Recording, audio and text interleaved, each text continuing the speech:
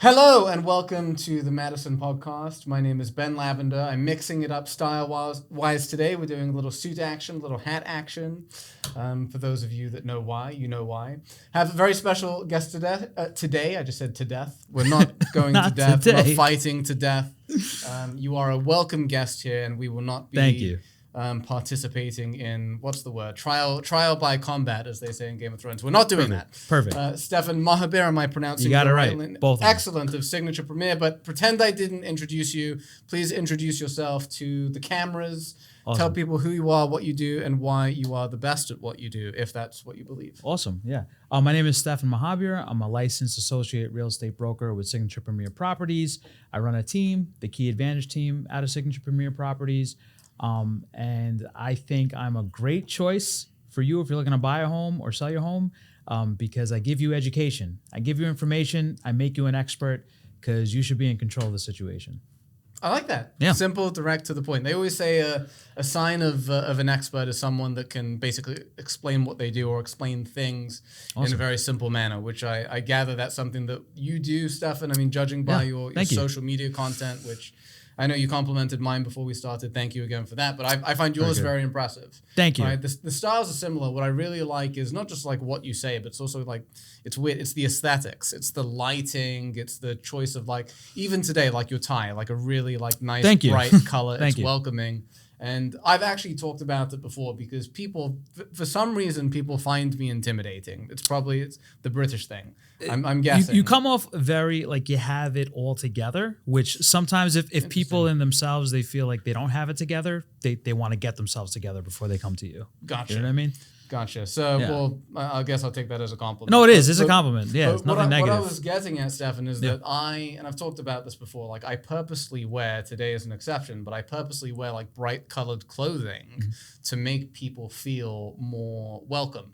Right, because it just, if my body language or how I present or speak doesn't like make someone feel welcome, at least the color of my shirt will. I don't know. So, I think you're doing a good job. Yeah. I don't know if that's why you do it or you're just like very. I like the handkerchief as well. Can we show that? I appreciate it. Nice. Yeah, sure. There you go. Thank you. It's real nice. Suit supply? No, actually. So I shop a lot of Caracos. Oh, cool. Yeah. And I know there's mixed opinions about local suit brands. They've always done right by me. There you go. Caracos. So. I don't even know if this is from there, but I do. Finely tailored as well. So, thank you very much. Look great, man. Okay, so Stephan, talk to us about, before we get to the social media stuff, because that's something that we're both very passionate about. Yeah. Tell us about like kind of how, like a quick version, how you got into the business, why do you do this? Yeah. Talk about your team. Feel free to go on a 5-minute tangent because I think people need to know I'll that. keep it to a type 5. So actually before real estate, I was in the private sector. I worked as VP of sales for a company. And I was doing well personally. There was a couple problems though. First of all, it wasn't very fulfilling. And the other thing is I didn't really feel like I was actually helping people. And then the third thing, I was selling my product. I was helping my company, but like you weren't, changing lives. You know what I mean? Yeah. And I've always had like an altruistic kind of like streak in me. Like way prior to this, like I always volunteered and did charity work. Like I always felt like that was important, like on the planet. So I wasn't really getting that at work. So I'd have to get that outside, And then the last thing is that company actually got bought over by a bigger company and they like chopped it up for parts and just took our book of business. It was like a servicing company. And so I lost my job at the time. And while I could have gone to something adjacent in the industry and, try to get like another salary, I just had my first kid and I took that time to like really be present as like a father. And then I was like, man, this timing. Yeah, it was actually, I don't know if you believe in like,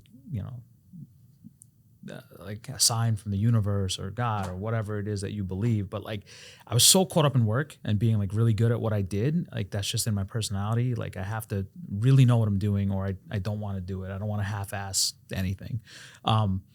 That when my first daughter was born, I didn't really spend a lot of time at home. Like I was working like 60 hours a week on a good week. Really? Yeah, it was a lot. And I just didn't spend a ton of time at home. I kind of only got, babies sleep a lot. I know that now after having 2 more kids, but I always felt like every time I saw her, she was asleep and I didn't really have that relationship. And she was only a few months old when the company closed.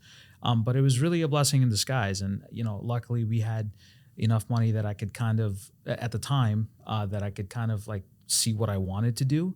And it taught me a lot of things. I said, I really want to do something that I could be proud of, that I could, it's like a family-based industry. I could tell my kids, hey, well, you could say your dad's a realtor, right? And that's a good thing. Like if you're... Depends who you're saying it to. Yeah. I mean, for me, that's my goal, right? And she sees that now. Like she has friends and she's like, oh, you're helping Milan's dad buy a house? I'm like, yeah. And she thinks that's so cool, right? And, you kind of ingrain yourself in that community. So there's a lot of like personal, like self... gratifying elements to it. And then, kind of the nature, and we'll talk about this in a little bit, of how our role as realtors and mortgage brokers has evolved. We do a lot of charity work and work with the community, and we collaborate with a lot of people, and we put the spotlight on groups in need. And so there's a lot of like that kind of like soul, like chicken soup for the soul kind of benefit to you get, and on top of making a good career.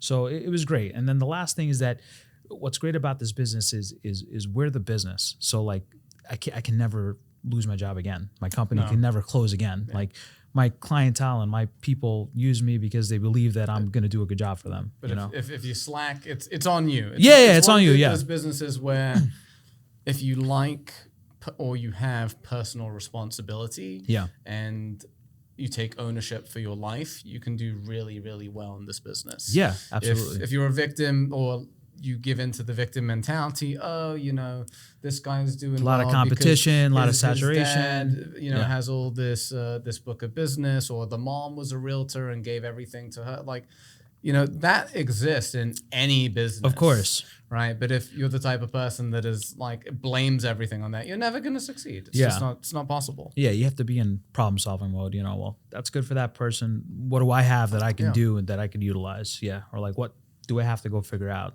So what do you think that is for you? What is your skill set that kind of sets you apart? Yeah, so it is from an education perspective. I've always been someone that just really, really likes to know. Like I don't like to kind of know. Like I've always been competitive in those ways. I'm not an athlete, I'm not sports or anything. I played like chess, it's a different mental sport, but I've always been that. Like I really want to be an expert. And especially in like I said, in what we do, I take a lot of like that responsibility. So like if I'm going to tell you something about how to buy a house or how to sell a house, it's going to be the real deal kind of expertise. This is real information, and you're going to walk out of it not feeling like I pulled you to it and like led you by the hand, like just do what I say, just sign here. You're going to understand why you're signing documents. You're going to understand what the benefit of working with the people I refer is. You're going to understand why this is actually a good time to buy or sell, not just because every day is a good time to buy or sell. But again, depends who you ask. Every day it's a great time to buy. It's a great time to sell. But now in defense, there's always merits to each point in the market, but I think it is disingenuous to just blanket statement every month you're putting out a video. Now's the best time. Now's the best time. Well, is now the best time or was last month the best time? Right. So and which is why I kind of stick to it. It's funny. Tyler and I we shot a video on this yesterday, like market predictions, like best time to buy, and it was a parody. I basically told him to go F himself and get out my numbers with stupid questions, right? Because that's awesome. You put that out yet? No. Okay, I was going to say I didn't see that. I watched your stuff. I forgot to. All right. I'm gonna do it once we're done. I'll put it out. But the point is like, what I stick to is I basically say like the best time to buy is really when you're ready. Same. Right? In terms of like finances, you can try and time the market, but like I have videos just like that. It's so funny. Yeah, same thing. We are the same. That's it. Same. Oh, we are the same. But given the like where you are in your life, 9 times out of 10 you're better off buying sooner rather than later because you build equity, appreciation, etc. And like most people are so focused on timing the market that they miss it. They lose. Yeah, so they actually miss much. it. It's a shame. I mean, I bought a couple properties like 4 or 5 years ago, and I remember at the time like everyone told me that I was an idiot for buying. The market was too high. You missed the boat, and like now so 4 or 5 years. But now they're like, Ben, you're a genius. Yes, of course. In that area and that time, I won't get into the specifics, but they're doing very well, and I'm very happy. But at the time, everyone told me legitimately, like, Ben, you're a moron. You shouldn't be doing this. Yeah. And that's the thing market too. The people in your life, like, I always say, and I'm sure I will be one of these, the deal killer dads. They jump in. I get why your dad is here, right? I'll probably, be all up in my kids' lives as they get older. And that's why I come from an expertise viewpoint. Like, that's when I meet my clients, I let them know I'm an expert. This is the real information. Like, it's good to get their input, but I'm going to explain to you why the things I'm saying are true so you can use your own brain. Because every morning you pay that mortgage, not your dad, unless that is the case. When you walk into that kitchen, you're living with it, not your dad. When you wake up in that bed, it's yours. Hopefully not your dad's, right? Yeah, a line that I stick to as well, Stephan, is... it sounds kind of funny, and I picked this up from Shah, who is my mentor and CEO of Madison Mortgage, is that you want to enjoy making your mortgage payment. Right. Right? Like, it's even That's a good way to put it. Yeah, you want to enjoy making the payment. So, for instance, let's say, the house that you really want is $3,300 a month, but you settle for $31 just because it's a couple $100 cheaper. It won't feel cheaper when you're paying for it because you settled. I'm not saying that you should stretch beyond your budget, right, and do something that's uncomfortable, but sometimes it's worth it, man. Like, I'm a car guy, right? A couple years ago, I had a really fun Mercedes AMG, really fun one. I only had it for 2 years because it kept freaking tires, man. New York potholes. I was like, I'm done with this. Yeah, New York 1 month, I was just like, I'm done. Unforgiving. And then I switched to like a mom car hybrid, which I have now. But the point is that the payment on it was not ideal, but I love driving the damn thing every day. Every day was joy, the exhaust, the turning. It was like, it was a little over budget, but it didn't put me into a bad place financially, not even close. But more importantly, I enjoyed it. You want to enjoy it. It's not like people, you got to think, because I say that, Stephan, because sometimes people just think about the finances, right? So like an example that I give to my clients, especially those who like live in Queens and, for instance, work in the city, but they want to move out east further into Long Island. Right. And they'll go like deep into Suffolk. Yo, I've seen that. So they can save a few $100. They're driving like 3 hours to work. Right. So I'm like, exactly. So you're going to trade a few extra $100 a month in payment to lose 2 hours a day, not just in terms of time, but probably another $50, say $20 a day. Gas, in terms of gas. And if you add that up, it's going to come to the same amount anyway. Plus except you're miserable. Time. Yeah. Right. Yeah. And you're miserable. And you could have bought a house, say, closer to Nassau or closer to Queens that was similar and, a little bit over budget. But when you add the numbers up and your time, I mean, it's night and day. To each their own. But my point is, even though we're the money people as mortgage people, there's more to it than just money. Like, you have to think about your lifestyle as well, which is where that's really what you guys do. It's where you come in. Yeah. And I always tell people kind of along the same lines as what you're saying. I let them look, first thing to do is get pre-approved, right? Figure out what the limit is, right? And we can't go over the limit, but this is what you've been saving for. Why are you not going to spend that extra $200 a month? This is where it is. This is your whole life. This is the American dream. This is, where you're going to build your life, your family's life. You're going to put down roots here, generations to come, right? Most people only do this once or twice in their life. I mean, on average, right? Like, that's the truth. So I'm like, what are you saving it for? That just like you're saying, I say the same thing. Obviously, you can't go beyond if something, is 3,200 and you only have 3,000. You just can't. But that's the time to spend it, in my opinion, is on yourself. And like you were saying before, long term, property always appreciates. When people talk about timing, there's economists, there's financial experts. They're always wrong. It's hilarious to me. The market typically does the opposite of what everyone predicts, honestly. Yeah. I mean, so there's all these predictions, and unfortunately, you have people that are looking at these reports and trying to actually make life decisions. Really should be talking to people like me and you, because we're giving them local information on top of that, especially for realtors. That's so key, local. So key. Yeah, because you'll get federal reports. I'm like, that has nothing to do with what we're doing. Just listen to what I'm saying. This is the right information. Yeah, depends on the market. Depends on what's going on in your life. And it really depends on exactly where you're shopping. Even one town, I put out a video on this recently. There's adjacent towns in Long Island. Let's just pick two. Garden City and, Hempstead. Really different property values, really different tax profiles. they're literally the same town, like geographically. Like you're standing there, you're in both, right? Really different average days on market, really different property prices. I mean, so when you're looking at national numbers and saying, oh, the national average is this and people are locking at this, it doesn't really affect what you're going to do right now. You really need to know where you want to be. It's a highly, highly nuanced business, right? It's so hyper local. And like when clients go online, like looking at Zillow, right? And like, which we're all guilty of doing. I don't blame them. It's how, Zillow has an extremely powerful marketing team. Like good for them. No, they did it. Sometimes they just make our jobs a little bit harder because we have to correct a lot of the info. But like the classic example was when I remember like the CEO of Zillow tried to sell his home and it was over marketed like on like the Zillow's estimate was over by like 2 million or something. It was close. Way off. And everyone like had a field day with that. So it's hyper local. You need someone that's local that knows what they're doing. Stephan, talk to us a little bit about your team setup. What made you want to start a team? How's it going? Who do you have? Who do you hate? Who's getting booted? No, oh yeah, right. But go ahead. No, so the team, it's good. We have 15 or 16 people on the team right now. Massive. Congrats. Thank you. It's actually trimmed back. So, to make a short story long, my first couple of years in real estate, I did really, really well. Fortunately, very fortunate is how I consider myself. And one of my favorite words, by the way.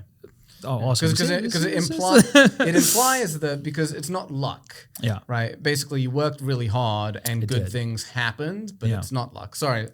No, I appreciate that. Thank you. But this is crazy. So I was in real estate and I didn't own a house at the time.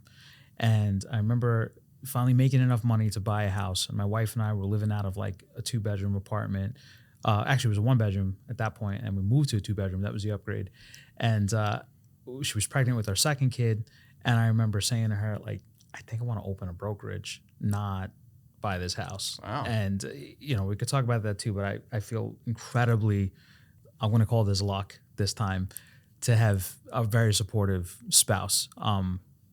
That's just luck of the draw, right? Because you meet someone and you get along and there's attraction and you get married, but you don't really workshop through, hey, in like 10 years, like when, when plus people change. When you want to buy a house and I'm going to ask you to not, so I can go start a business, like you're going to say yes, right? Like that wasn't something we talked about ahead of time, but so I consider myself lucky, fortunate, blessed, whatever word you want to use.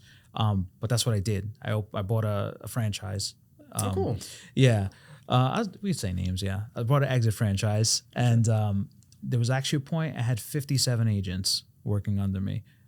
That was massive. Yeah. But you really, and this is another thing too, social media, the negative side is there's people that look busy, but they're not actually building careers, So, so now it's funny you call like 16 people massive, because for me, I'm like 57 to 16, but these are 16 people that they're ethical, they're honest, they're really good at what they do, they care about their job, and they're really trying to build careers. So I consider it a great group that I work with. Yeah. So a word that you used before, Stephan, at the beginning is that you consider yourself highly altruistic. Yeah. Right. And I can honestly just sense that talking to you, like your energy, your openness, your demeanor. Awesome. Thank you.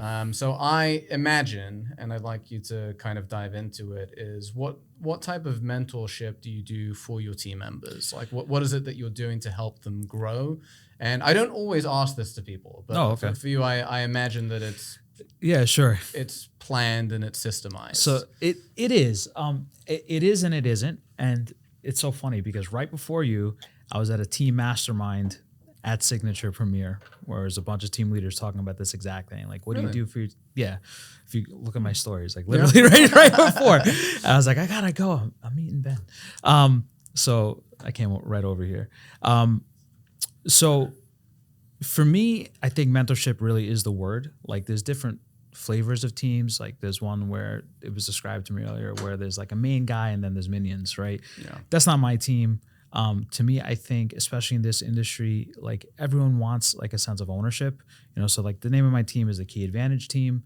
that could be the name of any team. You know, it's not like the Stephan Mahabir team, right? So if a realtor were to join my team, they can get a sense of ownership. When they market to their clients, it's their team. You don't have to put me on, like, that's your team, this is your business. You know, we combine our stats, so like our amount of business increases, and they always have me to lean on. You know, so if they do need help, I could jump in, but you know, I'm their partner. I'm not like their team leader. I'm not their boss, right? Yeah, like, you're just like walking them. You're hand holding, but not too much, because you also want them to learn. Right. And so for me, and when you said like, you know, what's the structure? And I said, you know, it's structured and it's also not. Is each agent is different. Like some people, like when I started real estate, I love to door knock, and that got me a ton of business. It did. Interesting. Yeah. And when a lot of people hate it. That's why I'm surprised. And well, I didn't like it at first. It's a lot of walking, but it was effective. I'll tell you, for every 1,000 doors you knock, every time you get a listing, that 1,000 feels like one, and then you go right back to it. Yeah. So I learned to love it because I was getting success at it. The first couple hundred was not fun though, but you learn to really embrace it. And like, hey, I'm making money every time I do this, which is great. So, but not everyone wants to do that. So, you know, that regimented kind of structure, I'm not going to make them do that. Like, if you don't want to do that, I'm not here to make you to go do it, you know? Right. And then vice versa. Well, what alternative would you give them in that case? Well, this is the thing, and that's a funny thing. So I also do this because I also teach. I teach for the board and I teach for the state. Yeah, I saw you're a licensed instructor. Yeah, so like, we got to do something together. Yeah. There it is. I'm teaching self-defense soon. Oh, cool. I'm really excited for, because I'm going to do hands-on. Yeah. It's honestly just an excuse for me to beat a bunch of realtors that I don't like. I'm not going to lie. No, I'm joking. That's I think cool, it's going to be fun, interactive. Let me know when you do that. I'll come to that. That's cool. In like a month or two. Yeah, I'm not going to hurt anyone. All right, just cool, be fun. cool. Yeah. My left shoulder's weak. My right leg's weak. Just so ahead of time. No, but one thing I always say to people is that what you don't need is more ideas. Like to realtors that are struggling, you just need more commitment to an idea. Like everything works. Yeah. Like, oh, door knocking doesn't work. No, the way you door knock doesn't work because you did it knock 10 doors and you didn't get a listing. That doesn't mean it doesn't work. That gives me, before you continue, because this is important and I don't want to miss it. Yeah, go ahead. Is because it's something that even I struggle. Not me personally, but for, you know, because I think I have a team of 10 people now. And that's awesome. And it's similar, right? It happens. It's similar, right? You want to find what's good for them. So like something that I say frequently is the best lead generation or prospect generation system that you have is the one that you do the most frequently, right? So loan officer, classic cold call realtors on Monday morning at 9 a.m. We know how much you guys hate that, right? So like I tell them, like, don't cold call anyone. Like, you just sound like everyone else. Unless they're getting success with it, then you're like, okay. Yeah, you keep doing it. But my philosophy was, you know, you want to be more of a contrarian. If every LO is calling realtors for business on Monday at 9 a.m., don't do that, because then you're just grouped in the same ones. Of course. And that's valid. Right. Of course. So the question that I'm leading up to, Stephan, is how do you help your team members, especially the ones that are newer, kind of find what they're good at and what they can do consistently? Right. So, you know, I'm a big one-on-one guy. Like, yeah, we do some team meetings like as a group and we do them on Zoom, but like once a week, I'm sitting down with each and every person or on the phone or something for 30 minutes to an hour. And we talk about what are you doing now based on what we talked last time, what worked, what didn't work, what can we change? The list of ways to get business in real estate is tremendous. Yeah, it's tremendous, but it's also finite. Like, you know what to do, right? You mail, you call your sphere, you post, you door knock. I mean, there's like, you know, you can buy leads if that's what you want to do. You can deliver like packages, like letters to like distressed properties. I mean, there's like a million things you could do, but if you only do them like this much and you only try it one time, it's not going to work. So I usually just give a list, like, do any of these sound like something you want to try? And then I have them like, that's cool. Like really try it. And then, you know, I do a little bit of pushing, like gentle pushing. I will say too, like my wife and my kids have definitely given me more grace. They've softened me. Yeah. I was, as like a young sales guy, I was very aggressive. Like, get it done now. Sign that. They've definitely close the deal. Always be closing. Yeah, no. Coffee is for closers. Yeah. Glengarry Gane Ross, right? Like that's that's it. That's the culture like we grew up in, right? Yeah. Especially, I'm assuming we're a similar age, so 33, almost 34 in March. Yeah, so it is March. Yeah, so I just turned 37, so we're in the same. You look younger, man. I appreciate it's that. The time. Thank you. It's the time. So I try to, and the truth is, I really have become to believe that it doesn't matter what you do as long as you do it consistently and strategically. Right. So like you just mailing every house in Nassau, you're not going to get a result. If you pick a strategic farm, maybe a close proximity to where you live, maybe a place that you sold a couple properties before, right? Maybe places where property values are good and you do it consistently. Stephan, do you find that high producers stick with certain types of lead generating? Absolutely. Yeah. I think it's like if it's not broke, don't fix it. Like that mentality. I think it's always good to like look at the new stuff, like social media. Like I didn't get on Instagram until COVID, but I mean, most people do. I did it because I saw, hey, the way I'm doing business now, it's not going to be like that. So I got to adapt, right? Now, if I didn't do it, I don't know that my business would be the same. And am I saying that I get tons of leads off Instagram? No, but I'm saying in my conversations with buyers and sellers, they want it as a point of reference. They're like, are you on Instagram? I'm like, absolutely I am. And if I wasn't, that would really kind of change that percentage. They ask you. Oh, absolutely. I've never had that. Interesting. No, they do. Because and even if it's not something they self-generated, another realtor might have been like, follow me on Instagram. It's so cements. it's in our stratosphere. We have to kind of be there. The way that I feel about social is, for me, it's not a lead generation tool. A lot of people think, like, from my posts, especially other loan officers in the community, that I get like 100 leads a day. I barely get any. But I use it for two reasons. One, it helps me stay top of mind with everyone in the business. That's really what it's for. Yeah. It's also a way to, you could say top of mind / keep in touch, because I'm interacting with people all day on social. But the other thing is, like, let's say that you meet a client, or let's say even for me, right? I meet a client and, they're not ready to buy for another year, 2 years, whatever, or they just don't qualify at this time. But then they add me on social and I'm still in their face. Yeah. And then it kind of pre-sells them because they feel comfortable with you. They're familiar. They know that you're an expert. And it's the same thing, like, even with networking events, right? It's like it's not really my thing. I go to like one a month. Right. Actually, that's a lie. I go to one every like 4 months. If that. But it's like when you show up, I'm not a celebrity, but there are a few people that at least like are familiar. Hey, I've seen your stuff on social. Of course. And then we talk. It's like it's just everything loops together. So when you're doing social, you're doing email campaigns, you're seeing people in person at events, you're doing mailers, it all adds together. It has like this exponential effect. Absolutely. So it's why, like, I'm a fan of doing everything as long as you're comfortable with doing everything. Yeah, no, and this thing, you can do everything, but you have to do whatever's working for you the best. Like, and I'm sure you see this too. Like, you do a lot of different things, and I do too. I do a lot of different things. And some things you just do because it helps with that overall consistency, that familiarity, that recognition.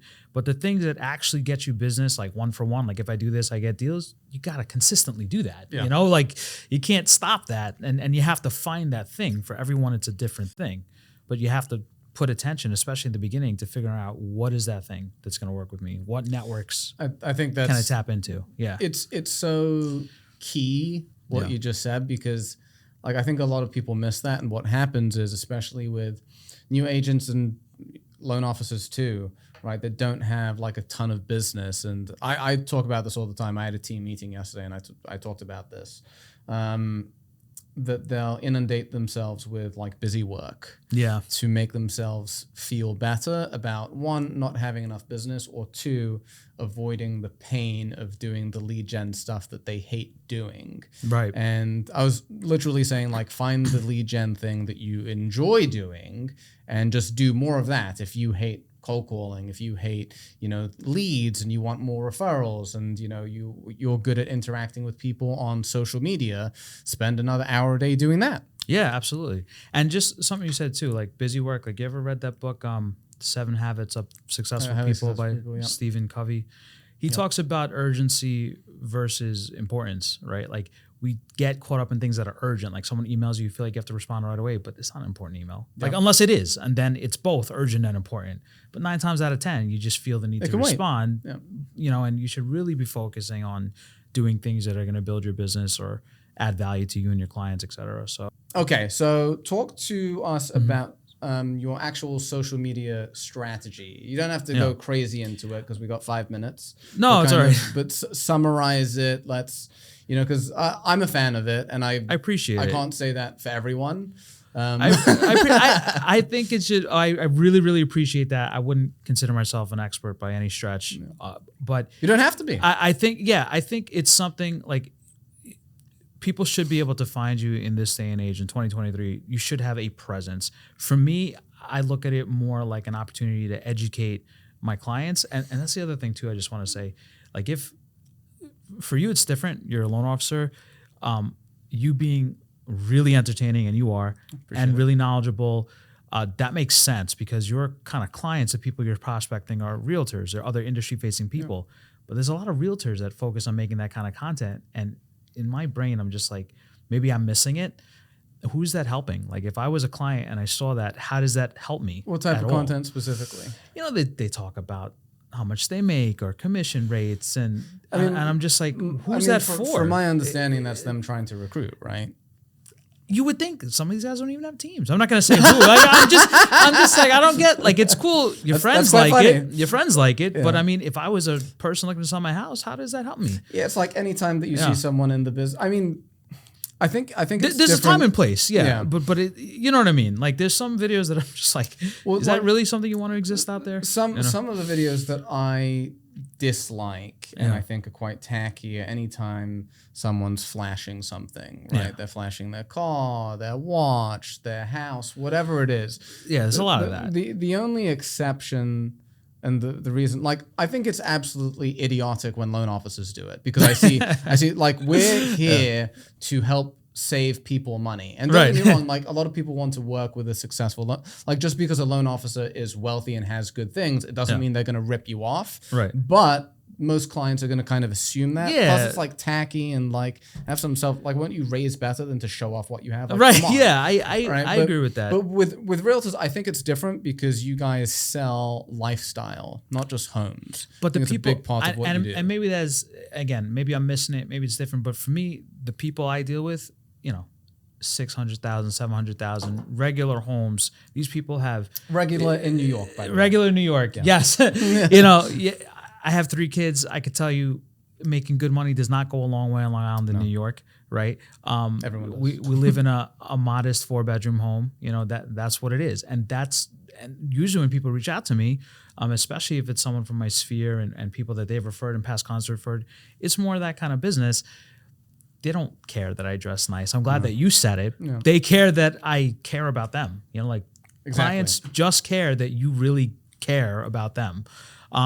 So for my social media, you see a lot of my videos talk about a lot of stuff we talked about, how work with the local expert, focus on local rates, not like overall. New York has its own rates, not exactly what the Fed rate is or what it is in that video or reel in Texas, right? It's going to be really different.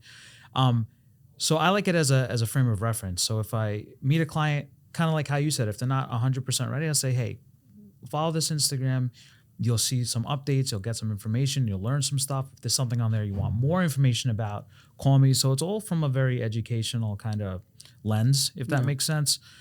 That's my strategy. It's simple. It's simple, and I don't know if it's the right word, but it's simple. Like it's kind of simple wholesome. Is good. I like simple. Yeah, you're not like trying to close. Like, I see, because go to a lot of conferences, and it's like you need to have a call to action on every video, and it's like, look, I'm like a local mortgage guy. I'm not marketing to all these consumers. All 50 states, every year. Yeah, like don't get me wrong, I'm licensed in a ton of states, but I'm not like my focus is New York. Right. That is, doing business out of state is great too because it's quite frankly much easier. Yeah, I've heard that. Out of state. So I love it, but it's not my focus. So I think social media, you can do whatever you want with it. Yeah. It's just like, I think for guys like you and I doing the wholesome, just like shoot simple videos, educate people, and use it as kind of like a magnet to attract people to you. I feel like that's what you do. I like that word. Yeah. And that's really what it is. I want it to look like a business card or be part of like the tools in my kit, I'm stealing that. That's that's totally fine. Like you go on, you watch 10 seconds on any reel. Oh, this guy's a realtor. Automatic identification. And if you learn something, even better, you'll watch it again next time. That's really it. And I'm always surprised when people like tell me that they watch my videos and I do. enjoy. And it's So- stuff I well, I know didn't mean because you I'm a realtor. specifically. No, I'm a realtor, but just hearing you explain it and I wish I could remember the video. I'll message you later. There's a video I saw where you explain something and you're like, here's 3 simple things about something. And I was like, you know what? That's really good. I'm going to start saying that because it's a really palatable way to explain that. Yeah, you have to. So- when I do content stuff, and I'm always trying to think of the consumer. Yeah. Right. Everything from the consumer's perspective. So me going into tremendous detail about the differences in debt to income ratio from FHA to VA to conventional isn't going to benefit my consumer. Right. Really. It might benefit Right. realtors who are interested in that knowledge, but what are they going to do? Like try and calculate their own debt to income ratio? Right. I've actually had people do that before. Right. And that was a fun conversation. But it's really like, how is it going to help them? Yeah. One of my favorite videos, it didn't do particularly well. I mean, it did average, but was just like talking about being the ability to waive an appraisal.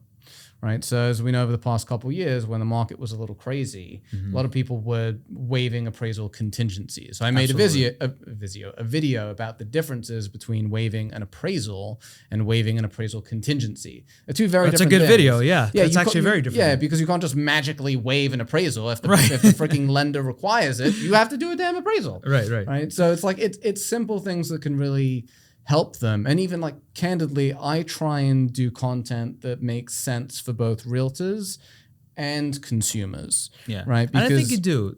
It's simple and again, even though realtors understand more of the technical stuff, it's good to just hear you say in a but don't make it complicated. Way. Yeah, just a really simple way. I think people that try and make it complicated are trying to do one of two things or both. One is to fulfill kind of their own ego and look really, really good and like they're smart and everything. And then I think the other side is kind of the opposite side of that spectrum, is trying to appease our colleagues, right? Because our colleagues are like, you missed this, you missed that. And that's more what I was talking about. Like for me, my social media is for my clients and prospective clients. Right.